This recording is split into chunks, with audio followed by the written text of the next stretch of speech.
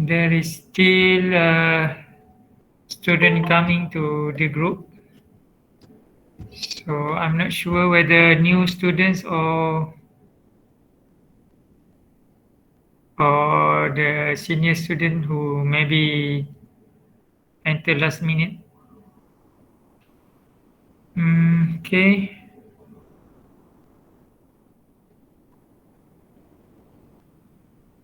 I think maybe the class is around 40. So now we have 30.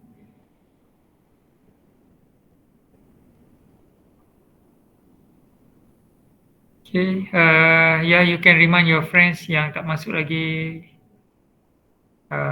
Boleh inform dia untuk masuk. Okay. No more recorded video. So you must enter this Gmeet session so that you can get the first information. Okay, so for today's class, we will enter a new chapter, chapter 2. Okay, so I already share you the video regarding chapter 2, specifically on the columns law. And maybe today I will cover a little bit on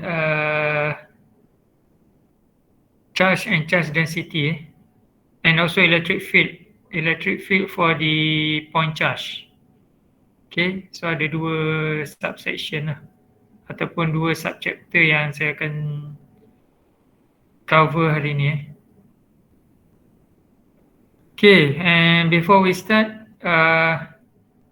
just want to remind you, quiz 1 is already in Kalam.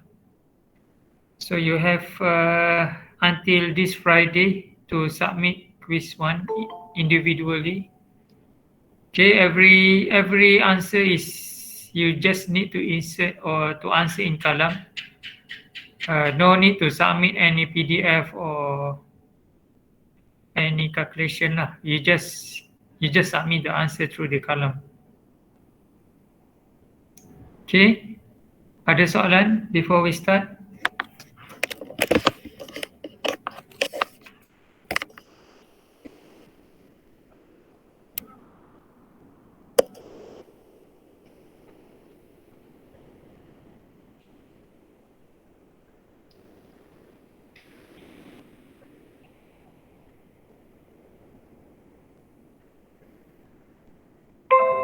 Okay, hopefully you can see the screen.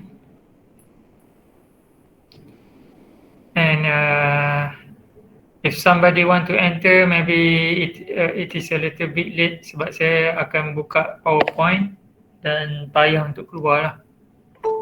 Kalau nak masuk, masuk sekarang. If not, you akan kena tunggu di luar.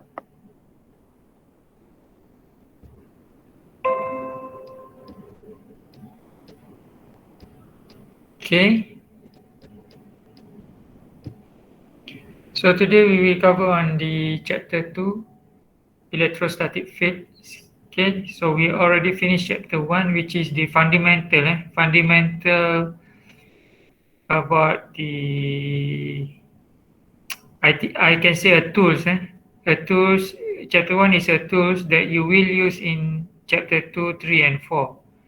If you don't understand chapter 1, then it is very difficult for you to proceed for the next chapter. Okay. So chapter 2 is about electrostatic field. Okay, and the first sub-chapter is about the Coulomb's law lah. So the learning outcome is to investigate the Coulomb's law. Okay, so for today's class, I will go through this slide very fast because you dah tengok video. So that is my actually practice lah untuk this semester, even semasa COVID pun lah. Okay, even semasa COVID saya practice yang sama. Maksudnya saya assume you dah tengok video before this. Okay, then I will go through very fast on this slide because I want to show you more on the exercise lah. Okay. Alright.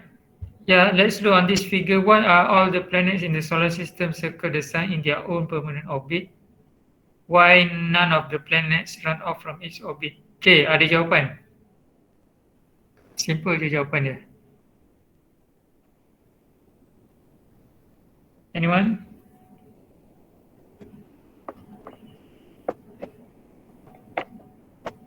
If you are proactive in answering my questions, then kita akan pergi lebih banyak, lebih cepat dan lebih banyak soalan you boleh tengok lah macam tu. Kalau you lambat, then you are maybe class 2 hours or less, then tak banyak soalan you boleh nampak lah. Okay, kenapa jawapan dia?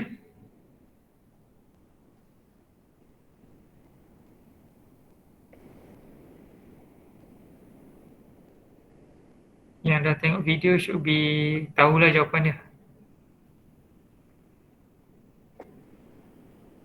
Ataupun video mungkin indirect.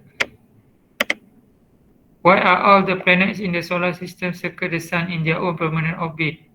Ada jawapan?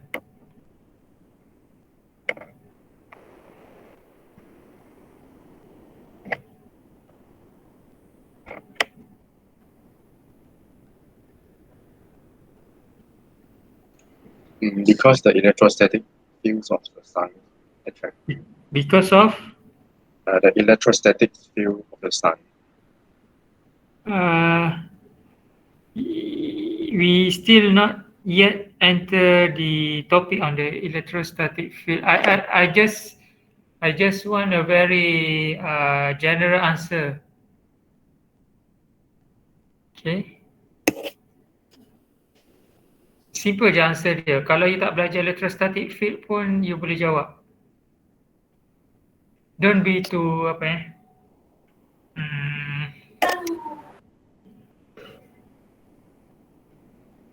kadang-kadang yalah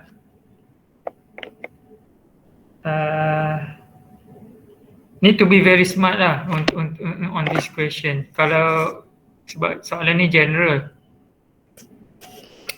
Kalau saya ajar subjek fiziks pun ataupun ajar subjek pengetahuan am, dia tak akan jawab electrostatic field. So what is the answer? Is it because of the gravitational pull? Ya, jawapan dia simple saja iaitu gravity. Okay? The answer is a gravity. So every planet has their own gravity. Sun also have their own gravity. So dia maintain gravity dia tetap saja. So that's why dia akan maintain at the permanent orbit lah. Ataupun maintain at their own orbit.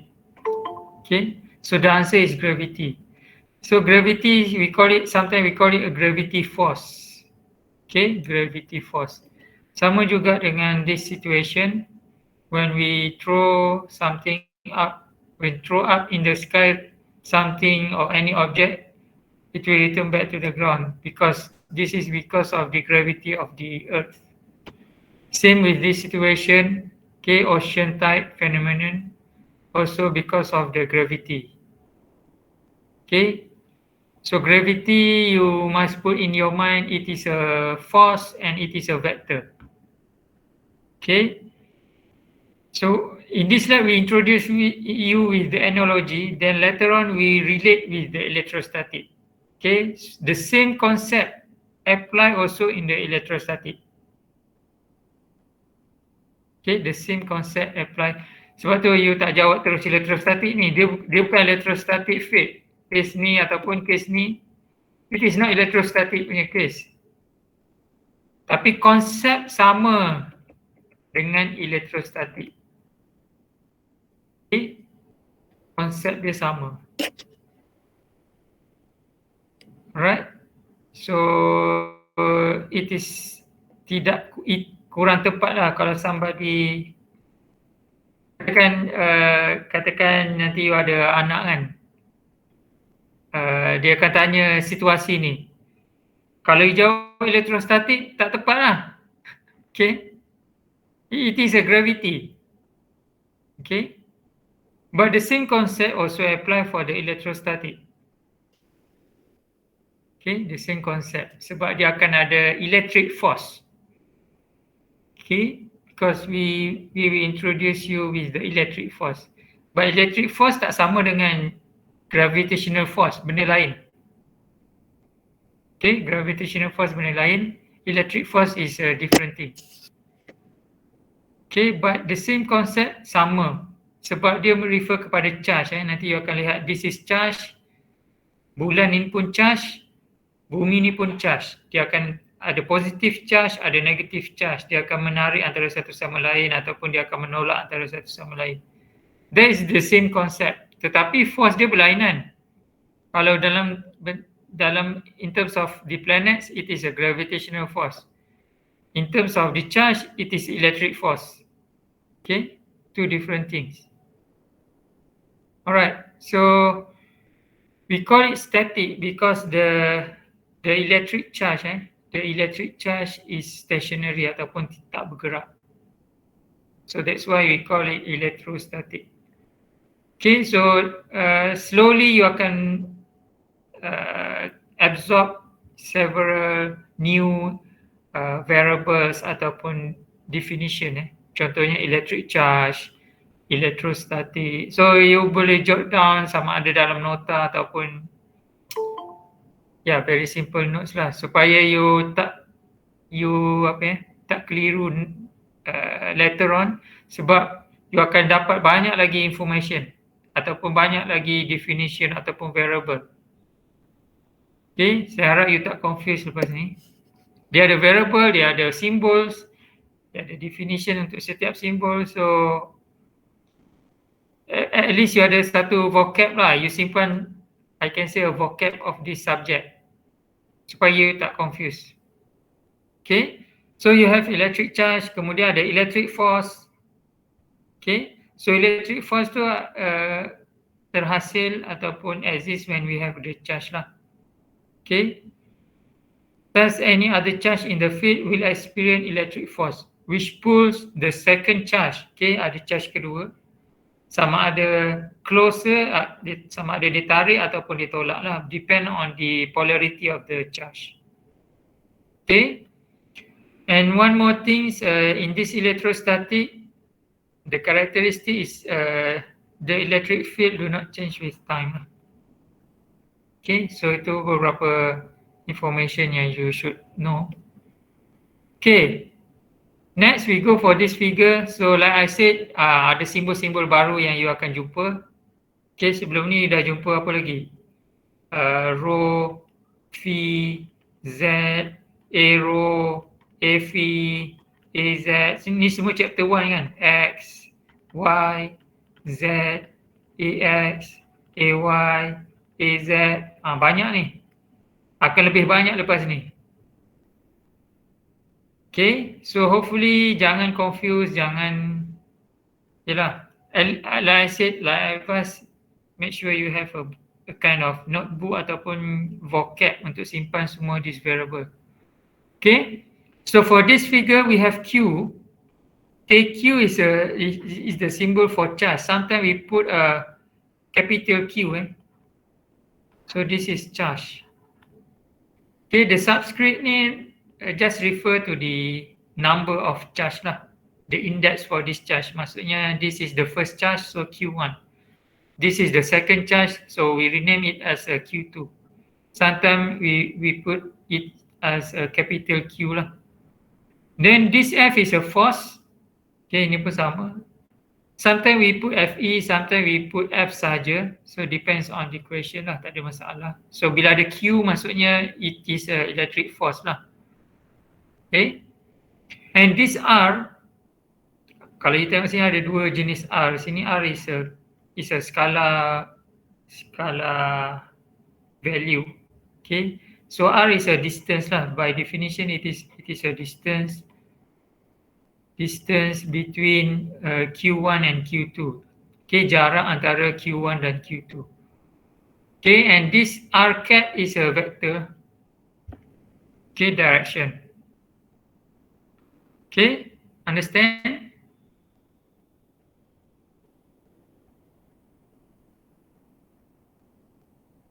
So kalau you lihat di sini Q2 is positive, Q1 is positive.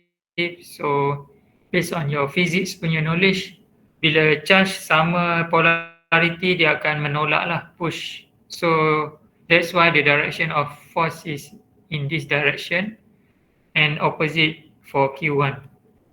Okay, nanti kita akan lihat more details on this subscript. Okay, itu pun agak penting.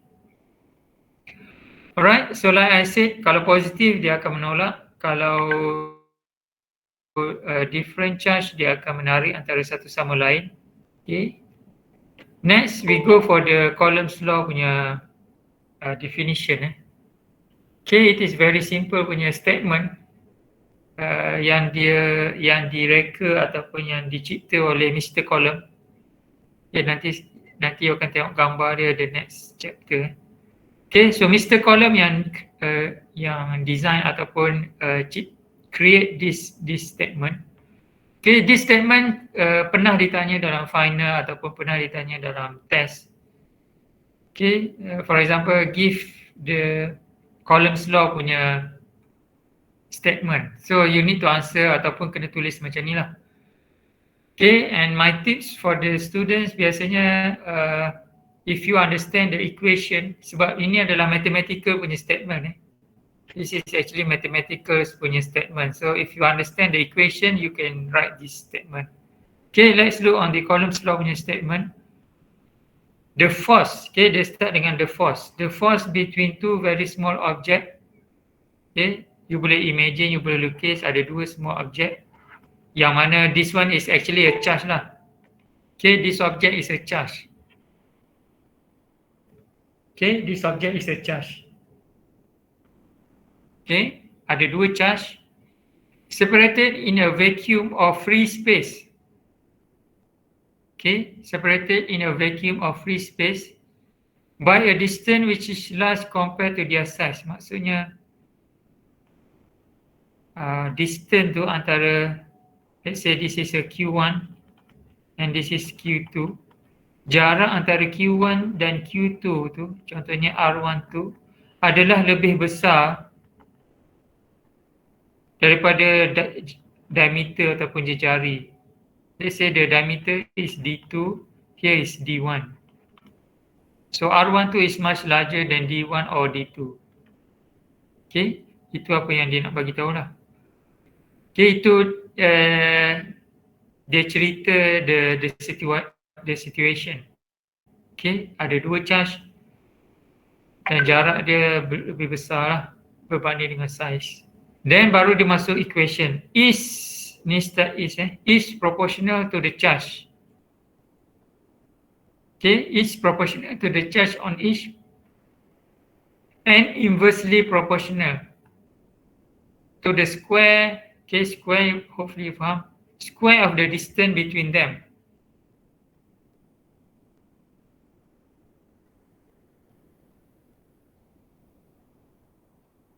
Okay. So maksudnya apa? F sama dengan, dia bukan sama dengan ni. F proportional, this is the symbol for proportional. F is proportional to Q1 and Q2. Okay. Actually from this statement you boleh interpret equation, ataupun sebenarnya kalau you nak tulis this statement later on, kalau you ingat this proportionality, you boleh convert back to the statement lah. Okay, first is proportional to Q1 and Q2 and inversely maksudnya pecahan lah di bawah. Okay, inversely proportional to the square kuasa 2, square distance. Okay, ini dia punya statement. Okay, ada soalan? Saya rasa senang saja nak faham.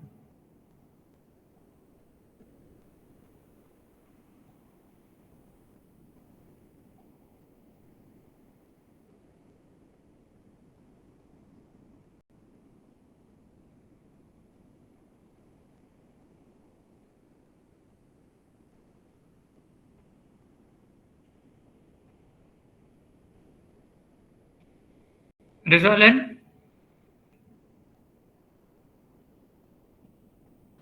Tak ada, sir. Okay. I think dalam physics pun dia ada konsep this proportional ni. Okay. Proportionality is not an equation. Okay. It's just a relation antara, dia boleh tengoklah force dengan charge dengan force dengan distance. Maksudnya bila distance semakin besar, apa jadi pada force? Itu maksudnya kalau you faham that kind of relation, you fahamlah proportionality. Apa jadi kalau R semakin besar?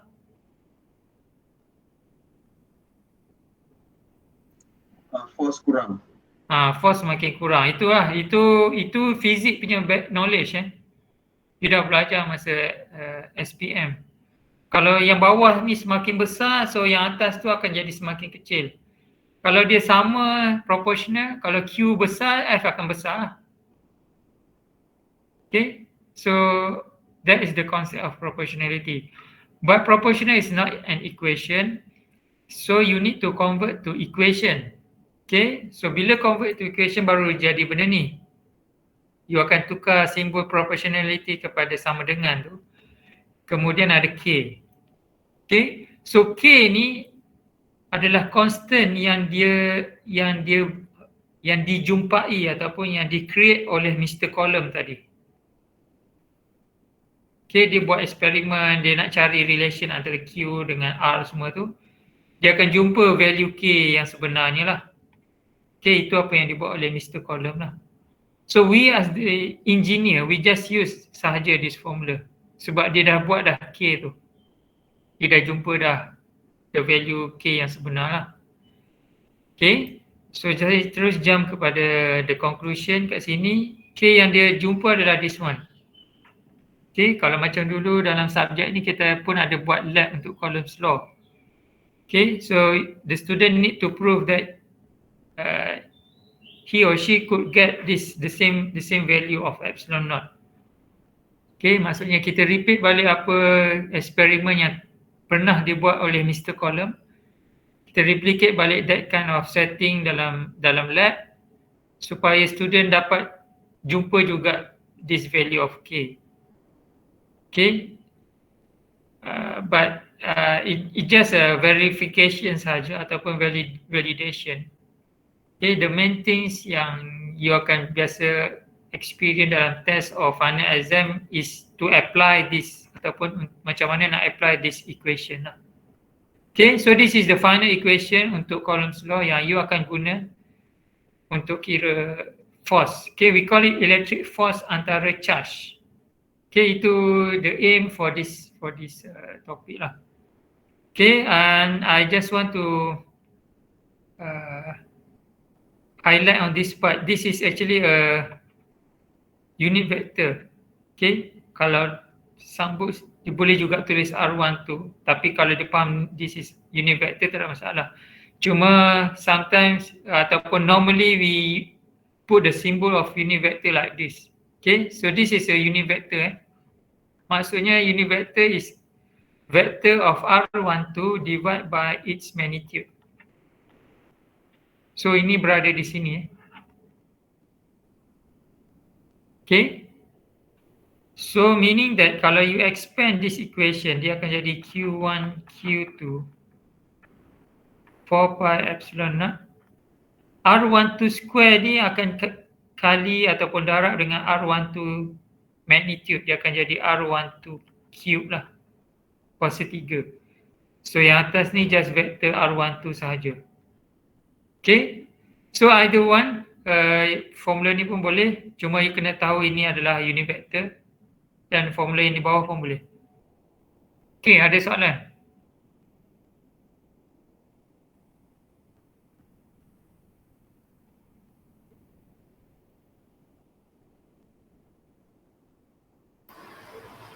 Doktor, Yes.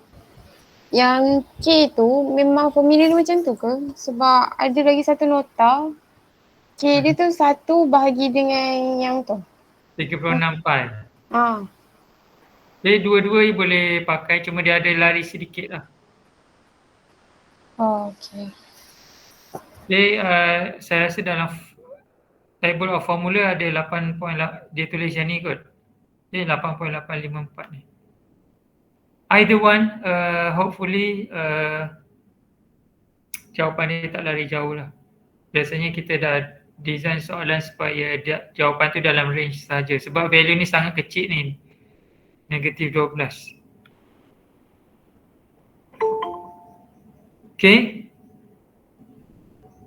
So, let's go into detail.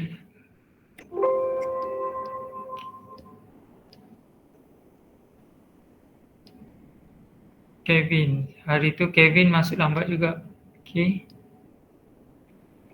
So kalau you nak, yelah, dia sama macam face to face. Kalau lambat, you akan kena duduk luar. Bila saya habis explain, baru saya akan bagi masuk. Because you are interrupt the class. Okay. Okay, next is F12 and F21. Dia ada beza Maybe saya boleh pergi dulu kepada definition of apa itu F12 and F21. Okay, so ini sangat penting. Especially to understand this subscript. F12 is force on Q2 due to Q1. Okay, boleh faham? Force terhadap Q2 disebabkan oleh Q1. Cara tulis dia F12. Kalau F21, force on, apa dia? F21, force on Q1, Q1 due to Q2. Q2.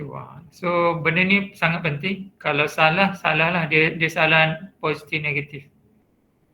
Okay, so bila you tengok gambar ni, you actually can appreciate that definition lah. So this one is force F12, memang F12 pun kat sini. Force on Q2 disebabkan oleh Q1. So this one is force on Q1 disebabkan oleh Q2. Okay, so hopefully you understand that one. Kemudian distance. Okay, ni cara kira distance vector antara these two charge.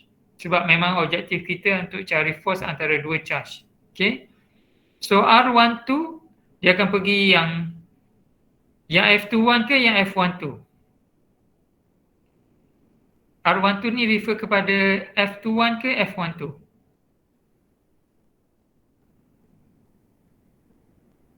F12. Okay, dia refer kepada F12. Jangan silap Kalau this one, dia akan jadi R21. Okay. Cuma yang 1, 2 to 1 tadi, yang in terms of force, you kena faham lah. Okay, so for distance R12, formula dia adalah R2 minus R1. Jangan terbalik. Okay, kalau R21 adalah R1 minus R2. Okay, so apa R ni? R ni adalah this one. Okay, vector yang menunjukkan location of that charge. Okay, so you dah belajar vektor dekat chapter 1. So contoh contoh R2 dia boleh jadi 3AX plus 2AY tambah 1AZ.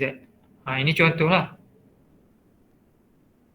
Okay, dia adalah merujuk kepada 321 ataupun location dia pada 321, tapi vektor you kena tulis 3AX tambah 2AY tambah 1AZ.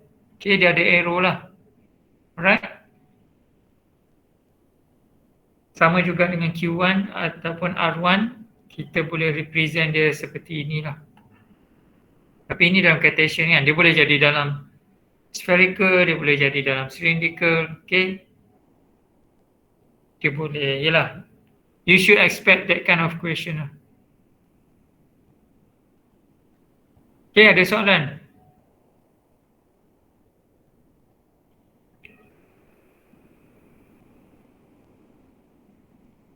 Okay. Kalau tak ada,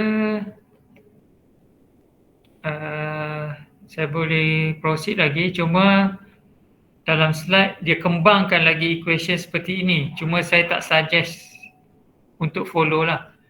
Sekadar you just ingat sampai sini pun dah okay. Ni unit vector. Sebab dalam formula, table of formula pun sampai sini saja dia bagi. Okay.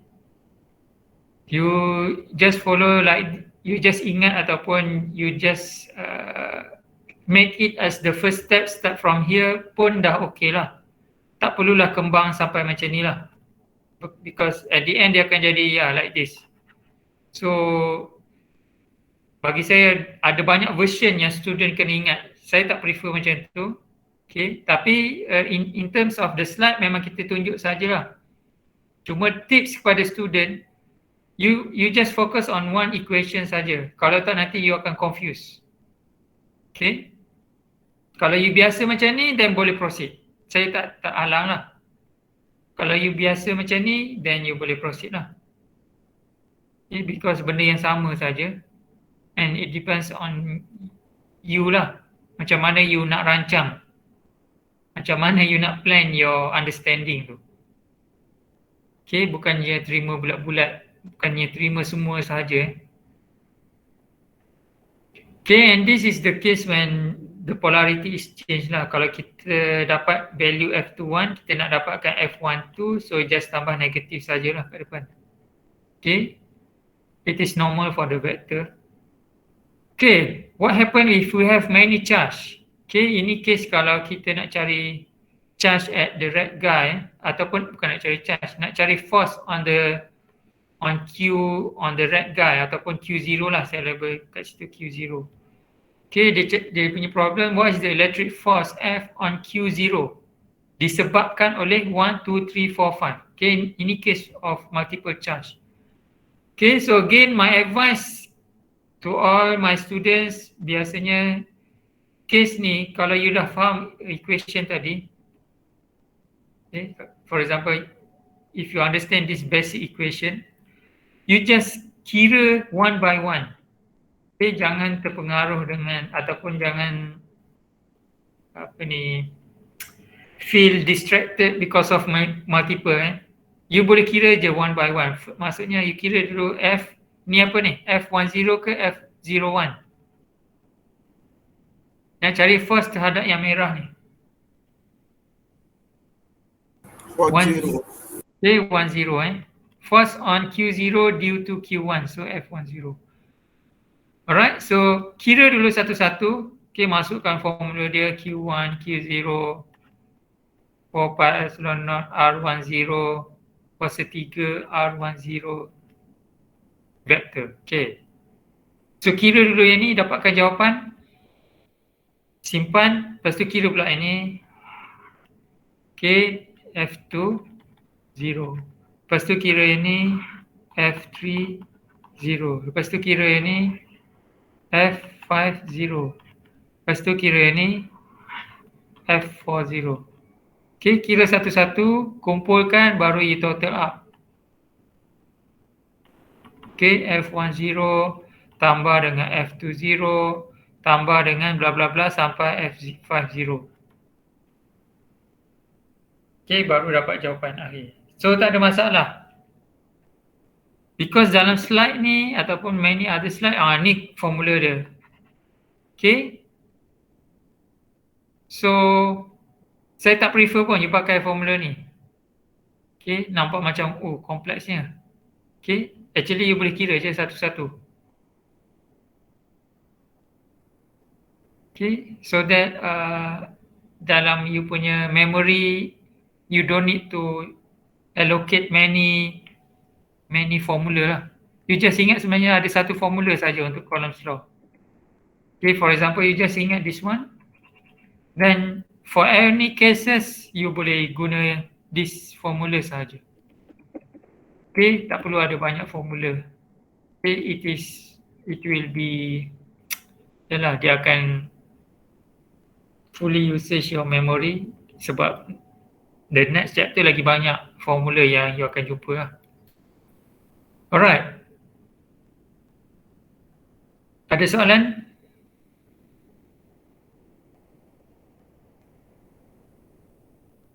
Okay, this is a case for medium.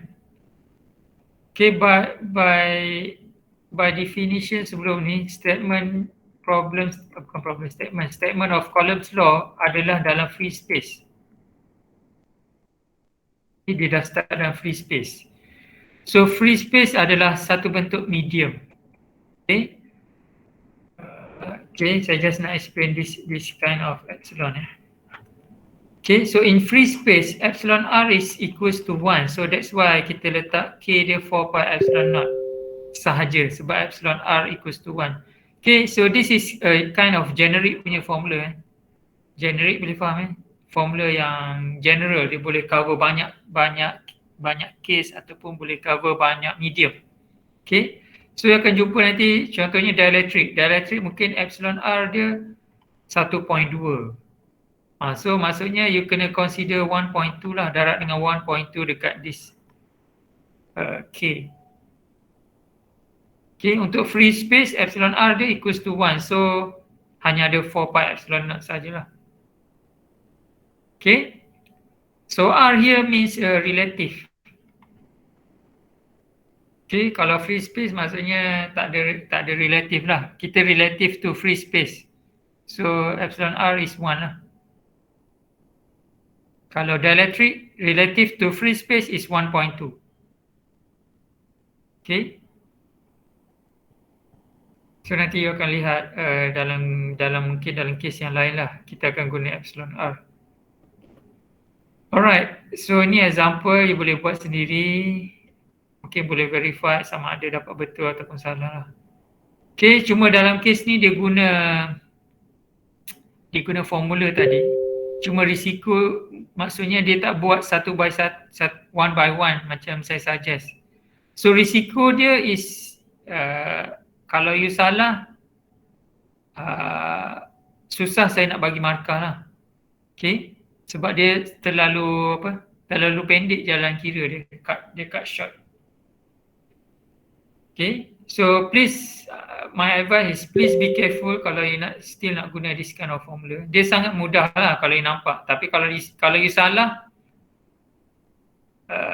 susah saya nak bagi markah. Okay, sebab jalan dia is a shortcut.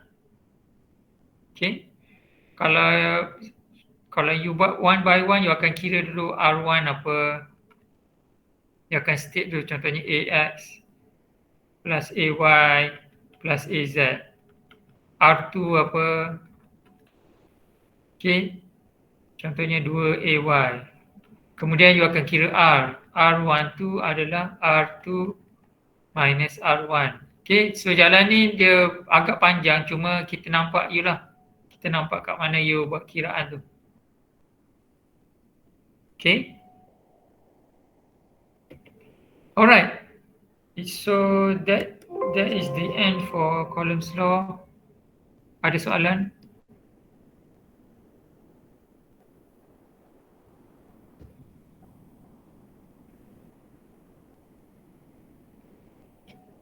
Kalau tak ada, maybe saya boleh break dengan menunjukkan soalan lah. Okay.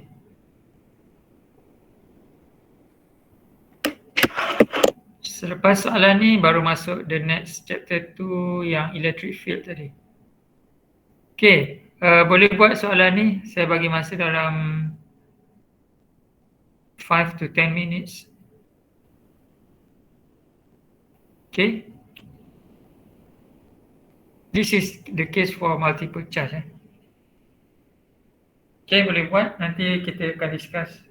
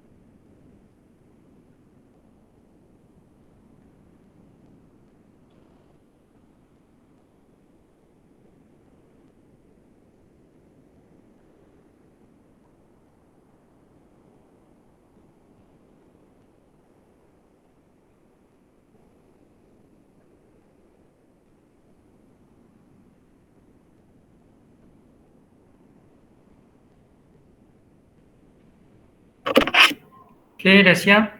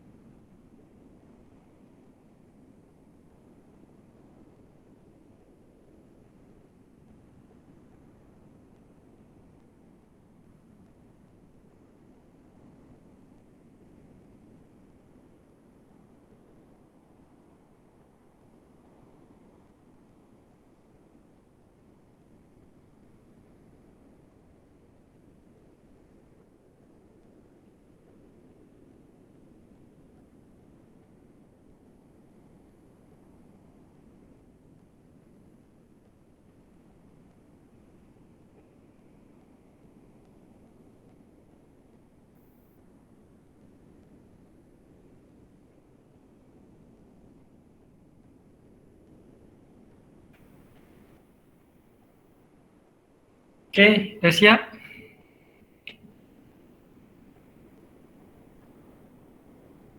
What's the answer?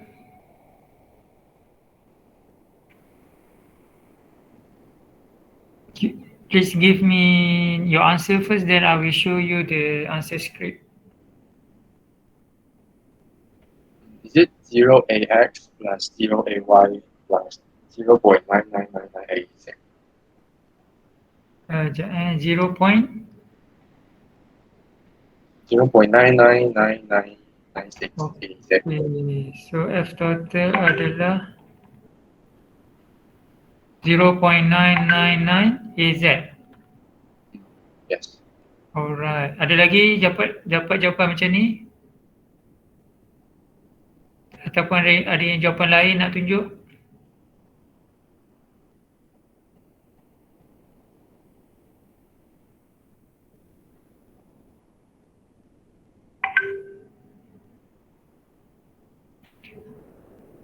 Okay, so kalau tak ada, saya terus pergi pada answer script. Okay, so it is correct. The answer is 0.99 ataupun you boleh terus round up to AZ sahaja. Okay, ada soalan? You boleh, nak cepat you boleh snapshot this figure, tak perlu salin, you snapshot saja. Lepas tu you simpan dekat mana-mana sebagai you punya folder lah. Kalau you salin dia agak lambat lah. Okay, ada soalan?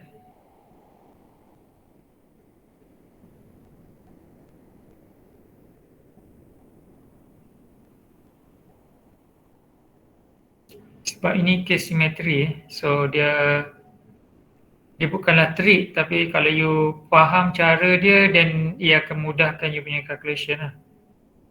Sebab kalau you lihat semua komponen, yes.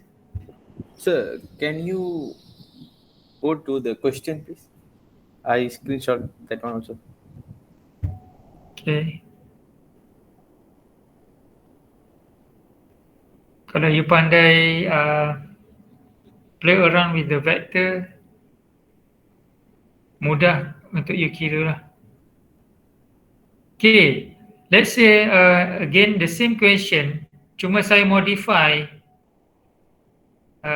the charge yang 19.5121 ni dia duduk dekat origin. Saya pindah dia ke origin. So what will be the total F by logic? Ini kalau yang siapa dapat jawab ni dia faham lah benda tu. Dia faham vector, dia faham that situation. Maksudnya dia boleh quick answer tanpa kira. Sebab you dah kira tadi kan. You dah ada jalan kira, you boleh figure out sebenarnya daripada jalan kira tu you dah boleh nampak apa jawapan dia. Tak perlu kira lagi sekali. So what is the answer? Tak nak kalau yang dia tak nak kira pun dia nampak by logic pun dia dah boleh nampak lah. Apa jawapannya?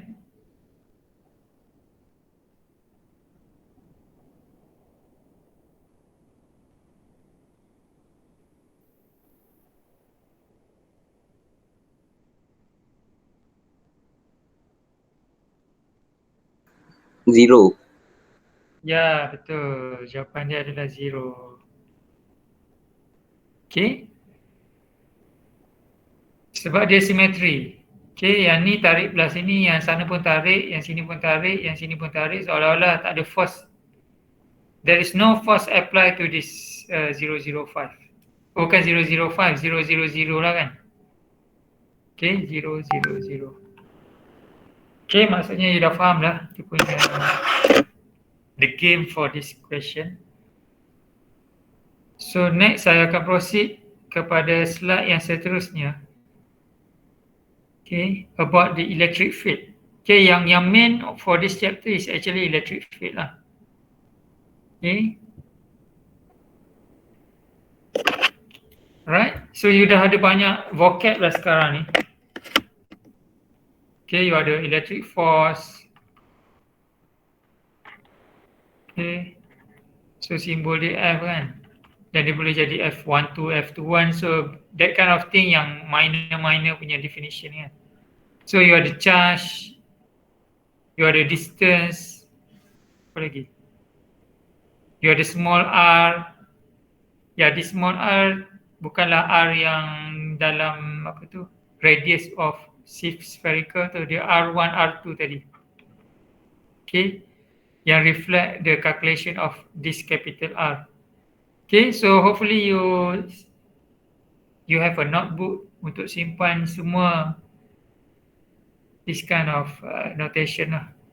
Okay, now we have the new one is electric field ataupun electric field intensity. The symbol is E. Okay.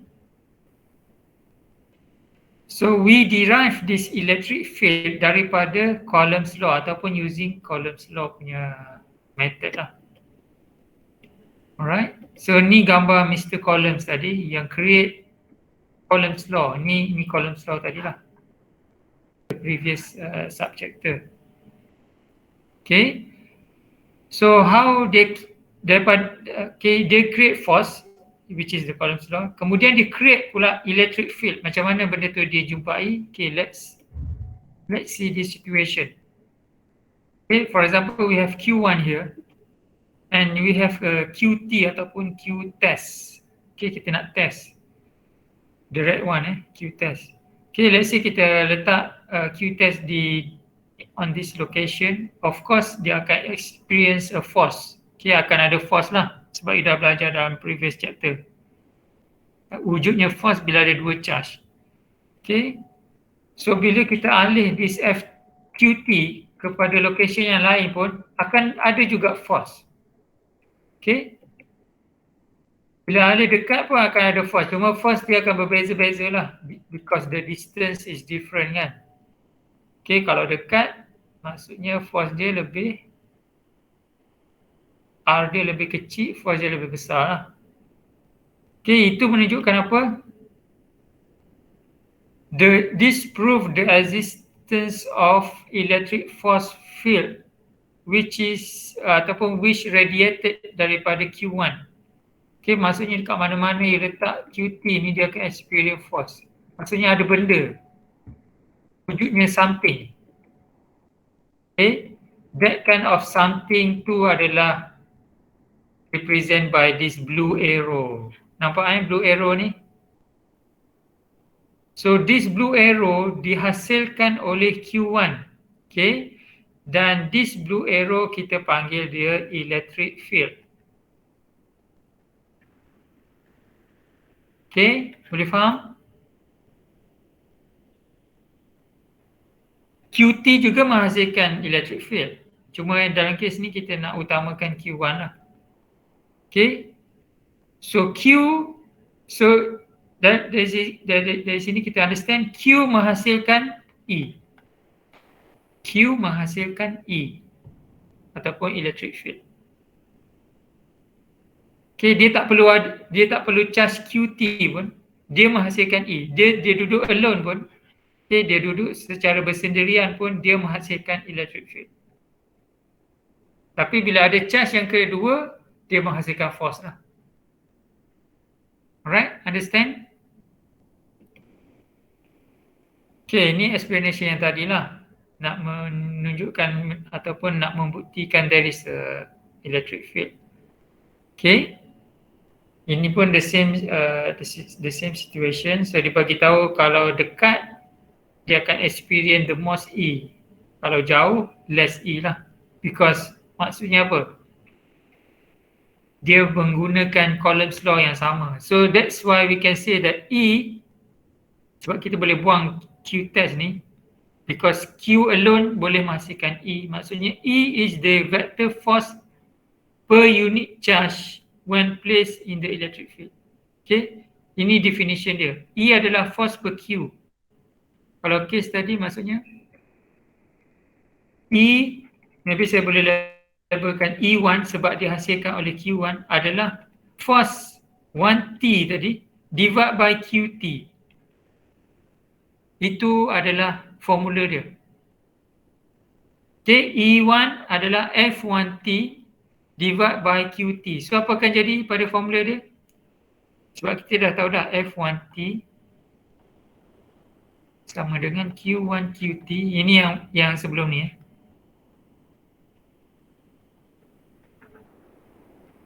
R1T ni bukan vektor. Ini skala saja. R1T kuasa 3. Nanti saya kena padam. Nanti you confuse.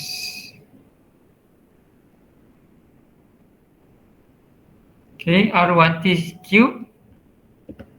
Kemudian R1T ni QT kan. Okay, R1T vector.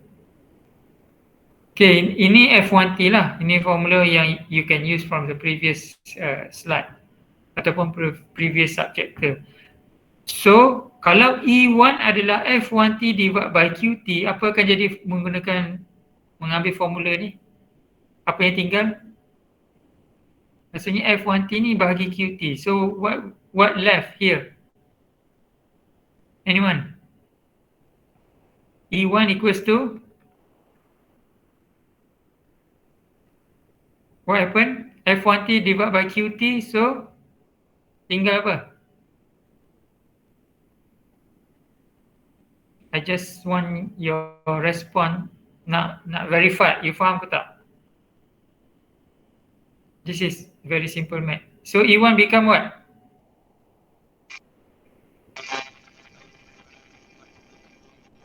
Tak dengar.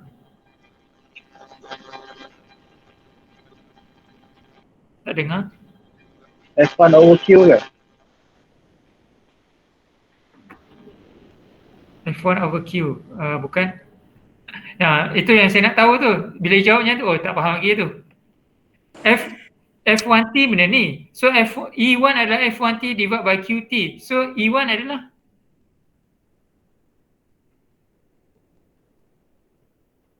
Q1 Q1 R1T R vector.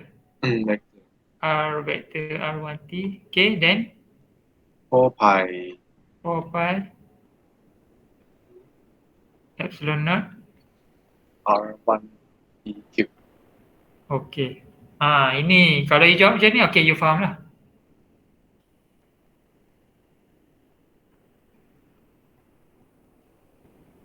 Okay. Understand?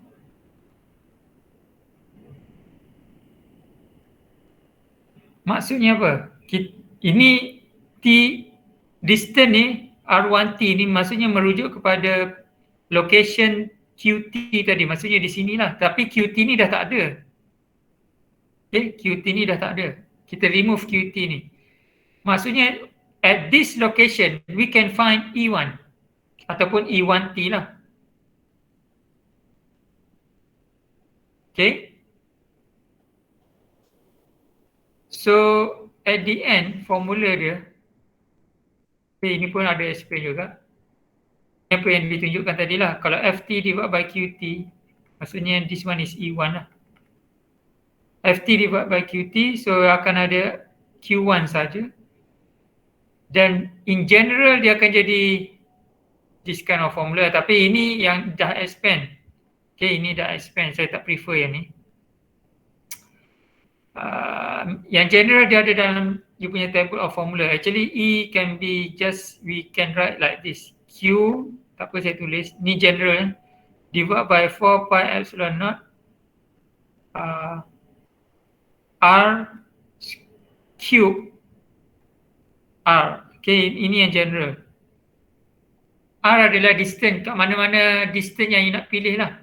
Contohnya, this is point charge Q. Okay, so kita nak cari E dekat sini. Okay, so you carilah distance antara this charge dengan this point. So this is your R. Okay, and this is the, also can become a vector R lah.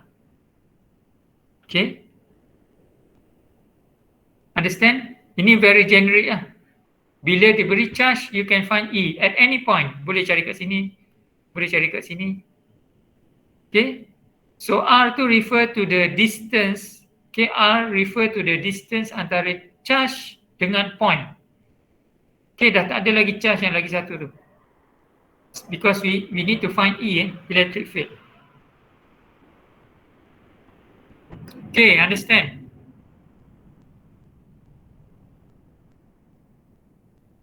Okay, so this is a very general form untuk point charge. Okay, untuk point, kita nak cari E untuk point charge. Okay, boleh?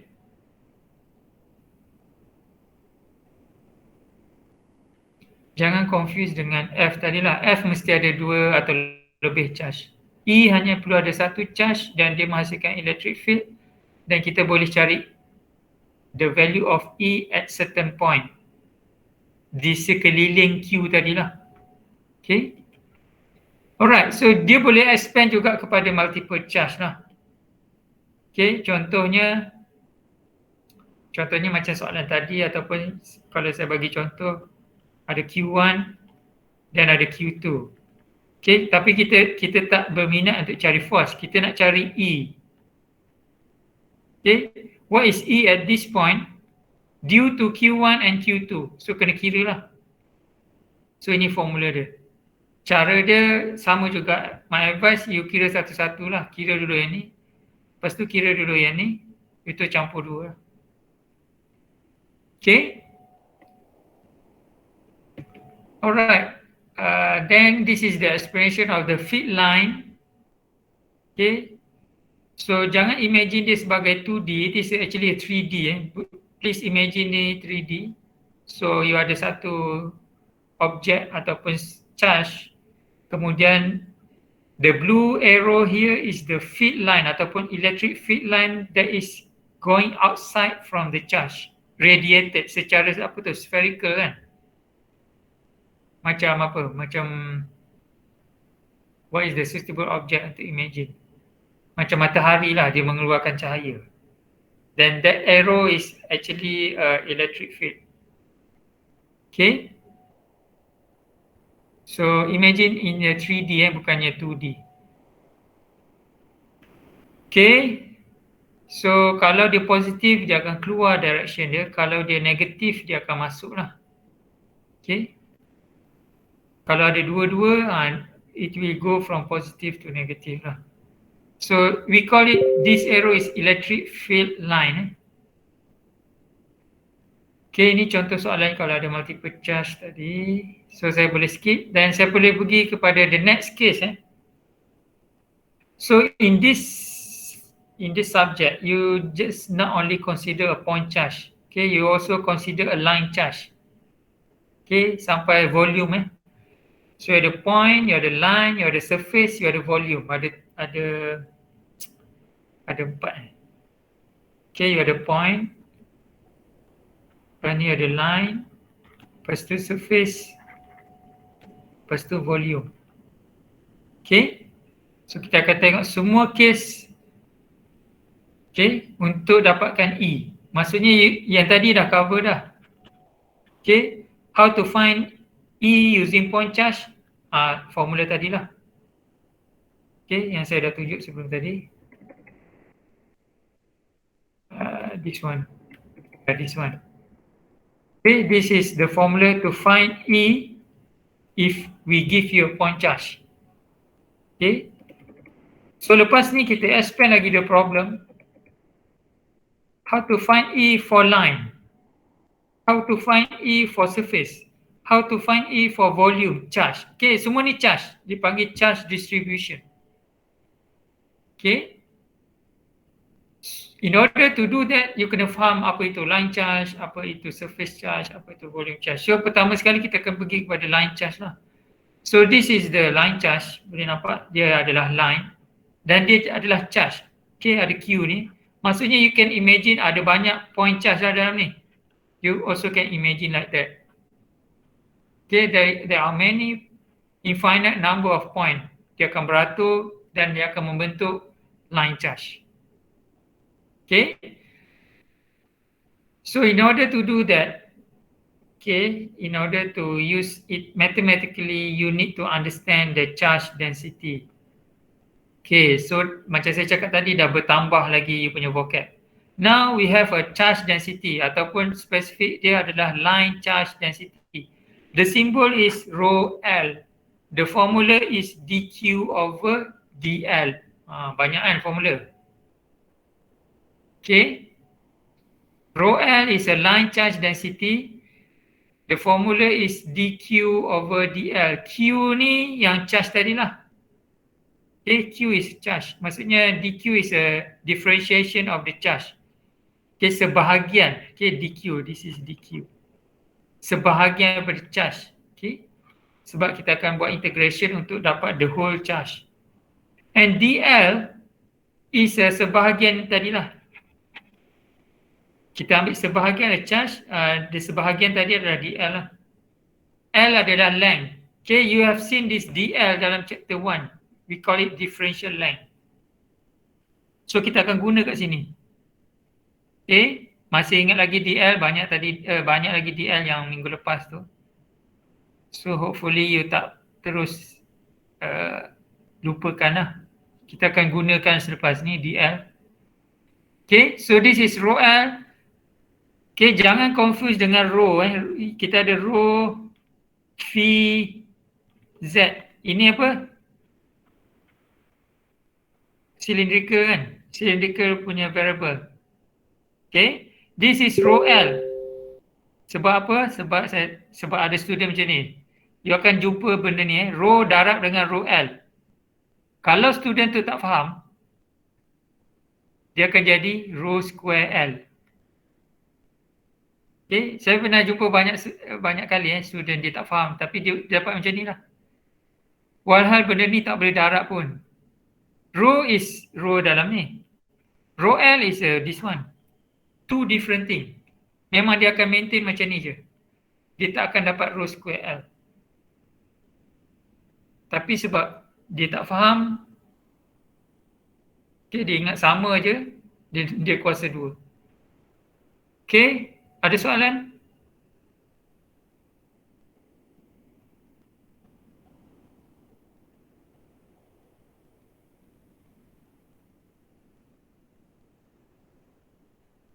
Alright, kalau tak ada, you should understand this rho L formula. Maksudnya perubahan charge divided by perubahan length. Okay, density ni is a ketumpatan. You dah belajar dah sebenarnya. Ketumpatan air, ketumpatan minyak. Okay, benda yang you dah belajar dalam math subject ataupun physics. Dalam even secondary school you have learned this ketumpatan. Okay, cuma this one is in the concept of charge lah. Ketumpatan charge. Okay, in terms of length. So dia jadi dq over dl. In that case, we can tajukkan q, okay, untuk dapatkan q Sebab tadi dl adalah rho L adalah dq over dl. So kita boleh tajukkan dq sama dengan rho L dl dan kita boleh cari q. Okay? Understand? So soalan ni pernah juga ditanya dalam test. Okay, dia beri rho L dan dl cari q and this is integration lah. So sama juga macam surface, we have many charge here. Okay, we have many charge. So cara nak kira density adalah rho s dq over ds. Ni dalam chapter 1. Okay, hopefully you masih ingat. Dan kita boleh tajukkan q untuk dapatkan charge keseluruhan. Okay. And same goes to volume, kita panggil dia rho v. dq over dv, kita boleh tajukkan q untuk cari charge keseluruhan. Okay? Understand?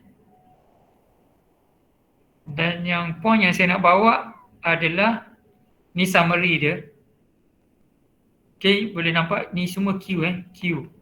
Maksudnya kita boleh gantikan dalam formula point charge tadi. Okay, the generic formula for E adalah hanya Q over 4 pi epsilon naught R square AR. Okay. Ini point charge Okay. Since kita dah tahu dah tadi Q. Okay, Q adalah untuk line charge dia adalah rho L dl. Untuk surface charge rho S ds. Untuk volume rho V dv. So kita boleh gantikan dalam ni. Okay, ganti yang tadi yang slide sebelum tu dalam Q ni. So dia akan jadi rho L dl, rho S ds, rho V dv.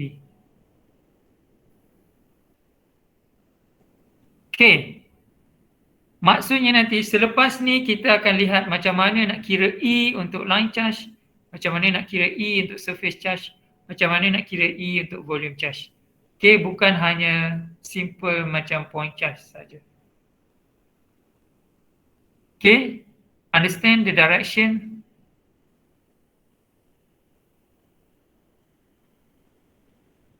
Okay, so selepas ni saya dah tak pergi, saya akan berhenti sampai sini je untuk hari ni. Because next week kita akan lihat detail macam mana nak dapatkan E untuk line charge dan surface charge. Cuma the good news is that untuk Coulomb's law, kita tak cover volume charge. Okay, so dia dah tak payah fikir lah. Volume charge akan cover dalam Gauss law sahaja. Okay, untuk Coulomb's law hanya point charge, line charge dan surface charge. So next week akan jadi satu topik yang agak heavy. Okay, the next week punya kelas agak heavy because we akan derive macam mana nak dapatkan E untuk line charge dan surface charge. Okay. Okay, ada soalan? Saya akan berhenti sampai sini dulu.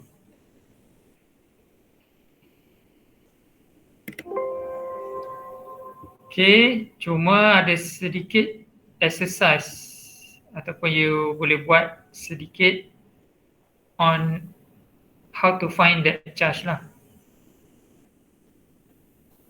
Okay, saya bagi dalam masa ini senang saja sebenarnya. Dia practice of calculus. Saya bagi masa dalam 5 minit untuk you buat A, question 2A. Dia beri charge density. Yang kedua tu dia beri surface charge density dan dia bagi spec of that charge lah. Okay, boleh buat, saya bagi masa 5 minit.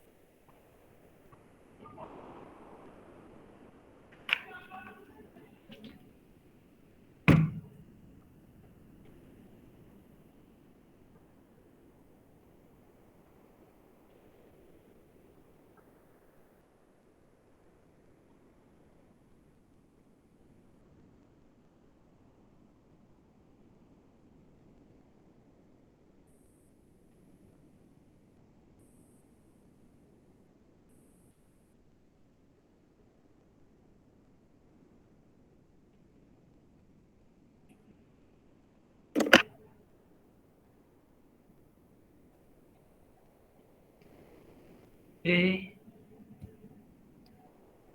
Simple je sebenarnya soalan ni.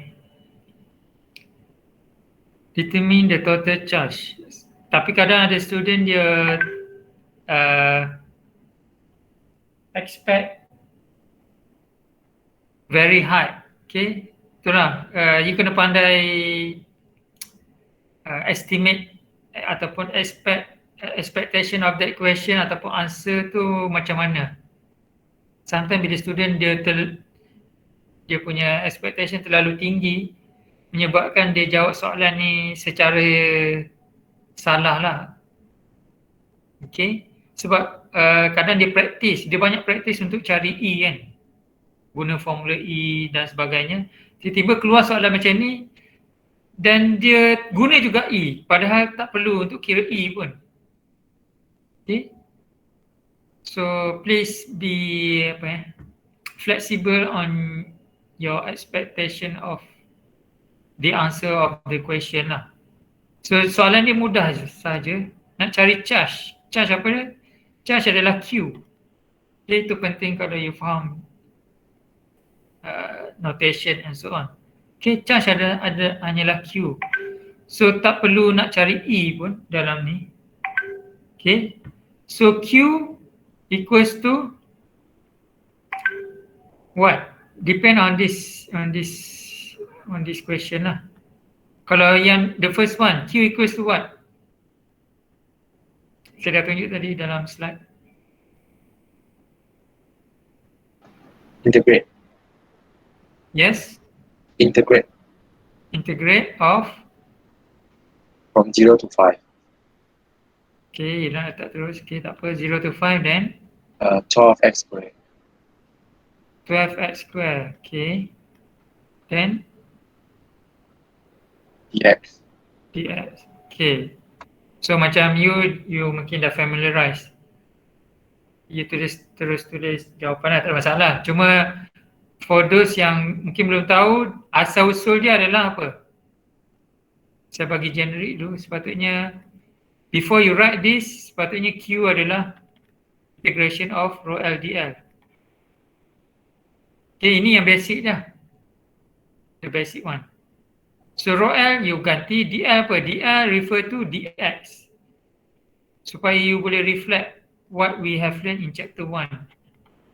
Okay, dl ada dx, ada dy, ada dz, ada rho dv dan sebagainya. Okay. So in this case, dl adalah dx lah sebab dx yang mana dia berubah. Okay, 0 to 5. Okay, once you dah dapat ni, the rest is math. You nak pakai calculator ke, you nak pakai MATLAB ke, sebab ni online kan. Ataupun kalau bukan online face to face, you boleh pakai calculator je lah. Okay. I'm not sure sama ada you kena very careful also in this. Di sini milli Okay, saya tak pasti. Nanti kita tengok jawapan dia. Kena very careful juga. Cuma sini saya tak pasti meter ataupun milli. Saya rasa macam meter. Okay, cuma kat sini adalah milli. Okay, nanti kita tengok. Next adalah rho S. Okay. So in this case sama juga. You akan tulis dulu rho S ds. Kemudian baru kembangkan. Rho S adalah rho Z square. ds adalah ds dia apa? Ni chapter 1 lah ni. Tak perlu hafal, semua ada dalam formula. What is the ds?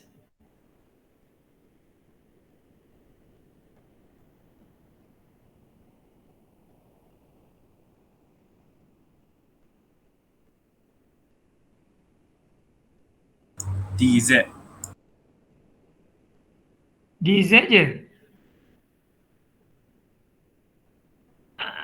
Itu yang penting formula tu. Mana formula?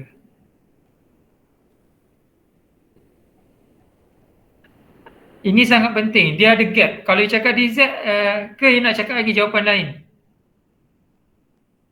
Kalau you cakap dz saja, itu sangat silap besar.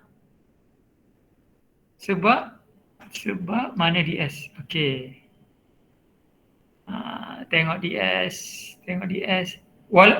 Dia sebenarnya kena ikut situasi. Dalam table dia ada vektor. Tapi kalau case tak ada vektor, tak payahlah letak vektor. Okey. Kita tengok soalan. Koordinat sistem apa ni?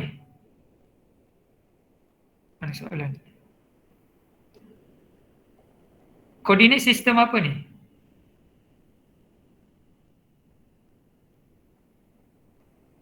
What kind of coordinate system? Kena tahu coordinate system dulu baru boleh cerita ds tu apa.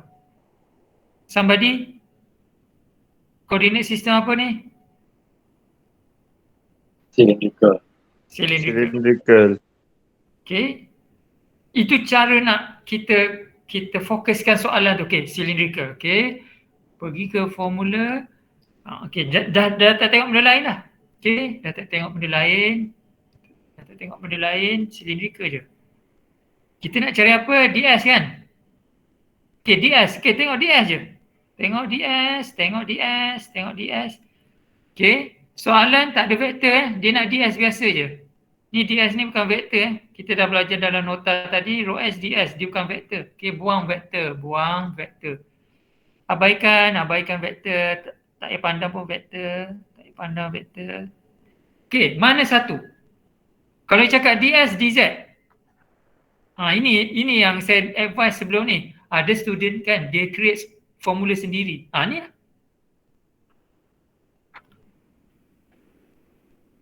Okay, so what is your ds?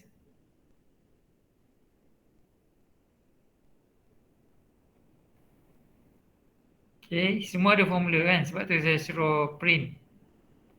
Pergi balik pada soalan. So what is your ds for this case?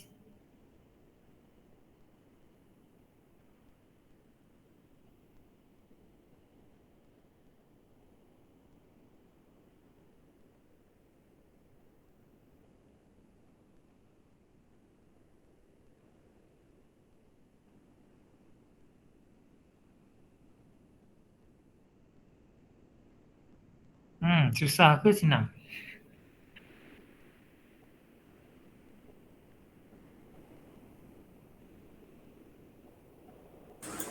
Zero dz.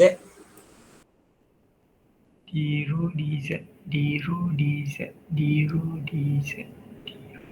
d rho dz memang ada, d rho dz. Okay, d rho dz tu macam mana? Soalan. Ada perubahan rho tak?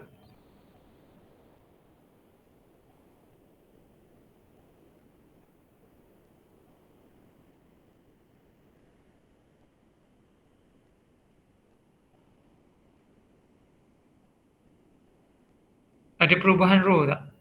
Yang atas ni, contohnya yang paling simple ni perubahan x. dz of course betul dah ada perubahan z. Rho ada perubahan tak? Tidak. Tak ada. Okay, so tak boleh ambil d rho lah. So apa benda sebenarnya? Dia sebenarnya boleh lukis. Benda apa yang dia nak sebenarnya ni? Silinder ada 3 surface je. Top, bottom dengan dia punya side. Ada 3 surface je. Top, bottom, side. So which one?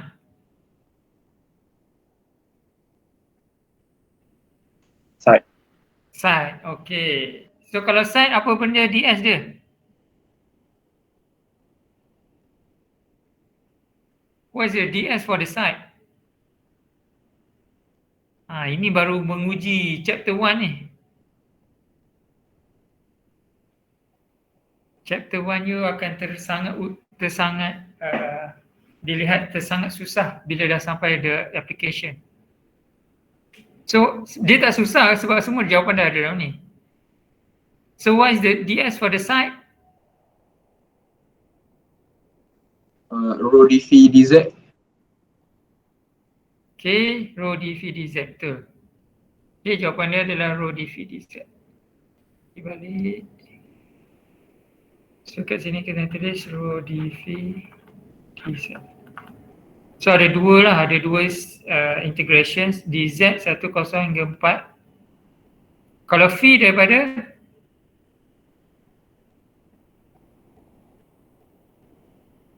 mana ke mana?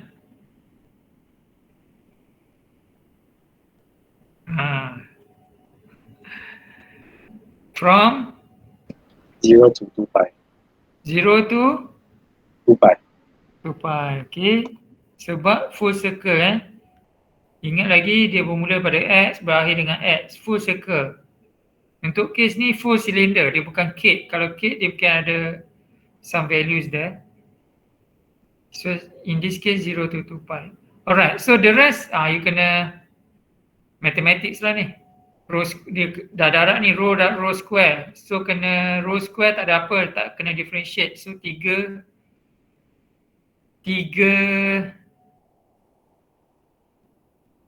kali 3, 9 lah. So boleh letak luar, Z saja kena integrate. Okay, let's see the answer.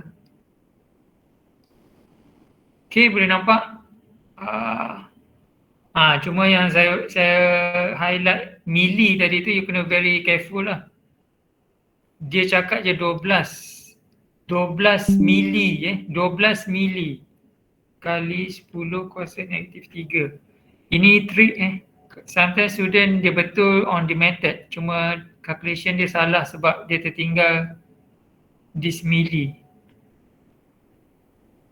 Okay, ni jawapan untuk the first one. Sama juga dengan the second one, dia ada nano n ni. Be careful, ini trick lah. Kalau you tak perasan, dia nampak yang ni je. Okay. So nano kat situ. So don't forget about that nano. Then the rest hanyalah matematik saja. Okay, ada soalan?